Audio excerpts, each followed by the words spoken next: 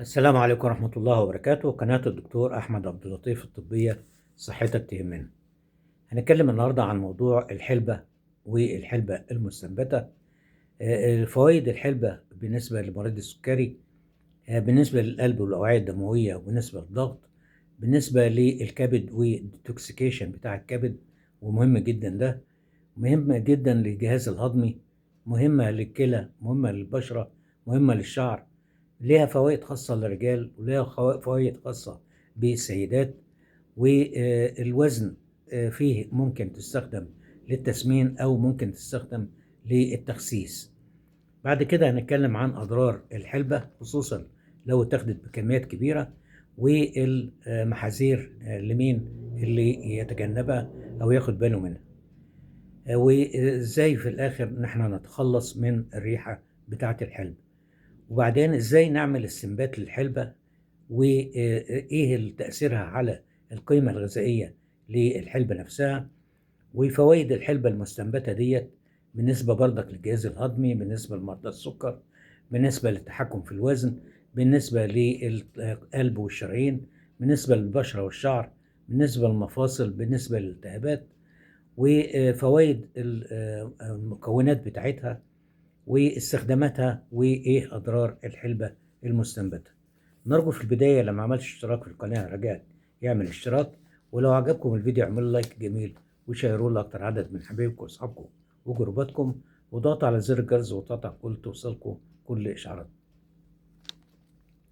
القيمة الغذائية للحلبة فيها فيتامينات، فيتامين أ وفيتامين ج وفيتامين ك، وبعض أنواع من فيتامينات ب زي ب1 و2 و3 وب نياسين 3 وب7 وب9، ومهم جدا. كمان فيها معادن زي الكالسيوم والبوتاسيوم والمغنيسيوم والفوسفور والحديد والزنك.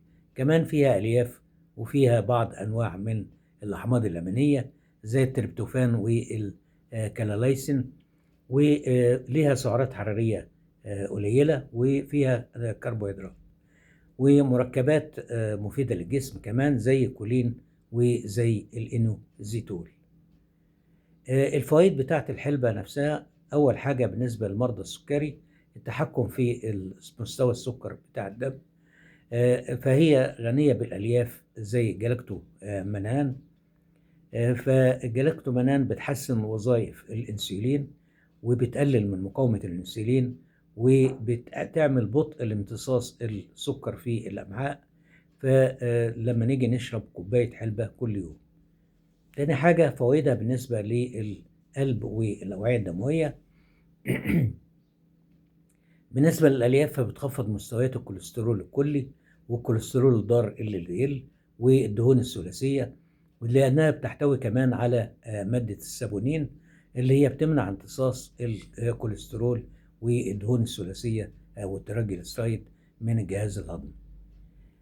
كمان مفيدة لصحة القلب، وبتقلل خطر الإصابة بالنوبات القلبية، ولأنها بتحتوي على ألياف قابلة للذوبان اللي هي الجلاكتو منان. كمان بتحافظ على ضغط الدم كويس، وتنظم ضربات القلب او معدل ضربات القلب، لان فيها بوتاسيوم كويس وفيها صوديوم قليل. بالنسبه لتاثيراتها اللي هي مضاده للاكسده والالتهابات، لان فيها حمض اللينوليك. بالنسبه لتاثيرها على طبعا بتقلل من الالتهابات الداخليه والالتهابات الخارجيه بتاعت الجسم. بالنسبة لاستخدامها كديتوكس للكبد، مهمة جدا لطرد السموم وطرد الفضلات من الكبد وفلترة الكبد من السموم، علشان فيها أحماض حمض اللينوليك ولينوليك، وفيها مركبات المضادة للأكسدة زي المركبات الفلافونويد.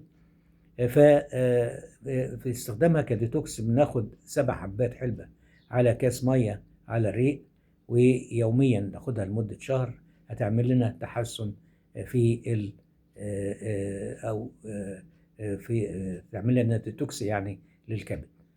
كمان باستخدامها من الليل، نقعها من الليل للصبح، وإضافة ليمون عليها ومعلقة كركم ورشة فلفل أسود، ده بيخلصنا من الدهون بتاعة الكبد. نيجي لفوائدها بالنسبة للجهاز الهضمي عموما. بتقلل الحرقة، الحرقة والحموضة أو شدة الحرقة بتاعة المعدة.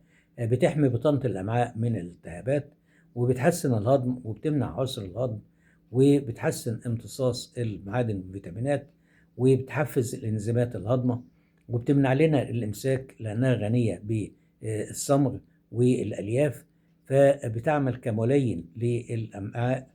فممكن نستخدمها الحلبة المطحونة نص معلقة صغيرة على كوباية مية، ناخدها بعد الأكل، بتحسن لنا وبتحل لنا مشاكل الجهاز الهضمي. كمان مهمة جدا لأنها بتقلل تكوين الحصى في الكلية، لأنها بتقلل من نسبة الكالسيوم في الكلى اللي بالنسبة لخصائصها اللي هي مضادة للأكسدة.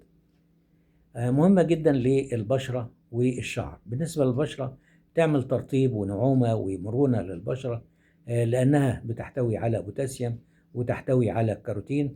وكمان مهمة جدا لنمو الشعر، لأنها بتحتوي على الحديد وعلى الفلافونويد زي السابونين، ومهم جدا، وعشان فيها بروتين وأحماض أمينية. كمان بتعالج لنا مشاكل الجلد زي حب الشباب والرؤوس السوداء، وبتقلل مسام البشرة عشان فيها حمض الساليسيليك. كمان بتكافح علامات الشيخوخة وظهور العلامات بتاعة الشيخوخة زي التجاعيد والخطوط الرفيعة والكلف، لأنها غنية بمادة النياسين. وأنا اتكلمت في فيديو سابق عن النياسين أو فيتامين B3 وأهميته وحاجاته المفيدة جدا، ومنها حالة البشرة زي ما بنقول دلوقتي. فبتصلح وبتجدد خلايا البشرة بتاعتنا. فكمان بتشتغل كمقشر للجلد، بنشيل الخلايا الميتة والقشور الموجودة. بتتخلص كمان من الزيوت التي تفرز من المسام بتاعة البشرة. بالنسبة للشعر بنعالج بيها، بتساعد في علاج تساقط الشعر والصلع، وبتزود كثافة الشعر الخفيف، وبتعالج كمان فروة الراس والحكة والجفاف والقشرة بتاعة الشعر. كمان مهمة جدا، بتعطي للشعر لمعان طبيعي لأنها بتحتوي على الليسيسين. حمد أمين. ليها خصائص أو فوائد خاصة للرجال. بتزود مستوى هرمون الذكورة تستوستيرون في الدم، فبالتالي بتزود الرغبة الجنسية بالنسبة للرجال، وبتحسن الأداء الجنسي والاغتصاب، وبتعدل المزاج والتحمل واليقظة العقلية. كمان بتزود عدد الحيوانات المنوية، فبتزود الخصوبة بالنسبة للرجال. بالنسبة للسيدات مهمة جدا، حتى بينصحوا بيها بالنسبة للمرأة المرضع عشان يزود إدرار الحليب للرضع. كمان بتفيد السيدات والبنات، بتقلل من أعراض التكيس، متلازمة تكيس المبايض. وبالنسبة للسيدات بعد سن اليأس، لأنها بتقلل أعراض الهبات الحرارية والجفاف بتاع البهبل والهبات السخنة. وكمان بتفيد البنات والستات، بتخفف الألم بتاع الأعراض بتاعت متلازمة ما قبل الدورة الشهرية والألم بتاعها اللي بيحصل قبلها. كمان بتفيد في تكبير الثدي بالنسبة للسيدات والبنات، لأنها فيها مركبات فايتو استروجينية. بالنسبة للوزن قالوا إنها ممكن تفيد التسمين، لأنها بتحسن الشهية وبتعزز التغذية، وفي نفس الوقت ممكن لو استخدمناها عشان التخسيس بتعطي الشعور أو زيادة الشعور بالشبع والامتلاء، وعشان الألياف الموجودة فيها، فبتقلل تناولنا للطعام الآخر، وبتقلل لنا إن احنا نزود الوزن بتاعنا. أضرارها لو استخدمناها بكميات كبيرة ممكن تعمل شوية اضطرابات في المعدة، ممكن تعمل إسهال، ممكن تعمل صداع ودوخة، ممكن تغير الريحة بتاعة البول والعرق والريحة بتاعة الحليب بتاع الثدي. والمحاذير بنحذر طبعا للأطفال الرضع، بالنسبة للحوامل، بالنسبة لمرضى السرطان اللي هو بيتأثر بالهرمونات، بالنسبة لمرضى السكري واستخداماتها مع مميعات الدم عشان ما يحصلش نزيف. ممكن التخلص من الريحة بتاعت الحلبة ديت بإضافة عود قرفة أو شريحة جنزبيل طازة، أو مضغ بعض حبات من الهيل. بعد كده الحلبة المستنبتة ديت مهم جدا إن احنا بناخد البذور بتاعة نبات الحلبة وننقعها ونبردها، ننقعها في المية لعدة ساعات، وبعد كده بنحطها في درجة حرارة معقولة ورطوبة مثالية، ونسيبها لمدة يومين ل7 أيام عشان تنبو وتعطينا الحلبة المستنبتة. الحلبة المستنبتة بنعتبرها قنبلة للإنزيمات وجل طبيعي ويحل لمشاكل الهضم وتجدد لنا الشباب بتاع الخلايا. فتأثير الاستنبات على الحلبة نفسها وعلى القيمة الغذائية بتاعتها، فبتأثر في محتوى البذور على بعض العناصر الغذائية. في بعضها بيقل محتواها زي النشا من حوالي 16 بيقل حوالي 16 ل 40%.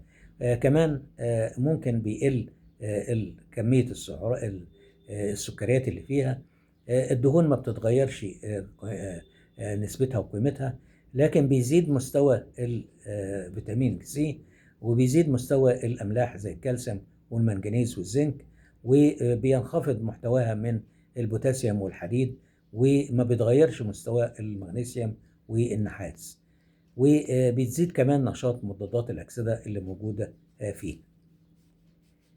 نيجي بعد كده بالنسبة للحلبة المستنبتة مهمة جدا. فالفوائد بتاعتها القيمة الغذائية بتاعتها بتكون كويسة وفوائدها كويسة، وبتقضي على الطعم بتاع الحلبة وبتقضي على الريحة النفاذة بتاعتها.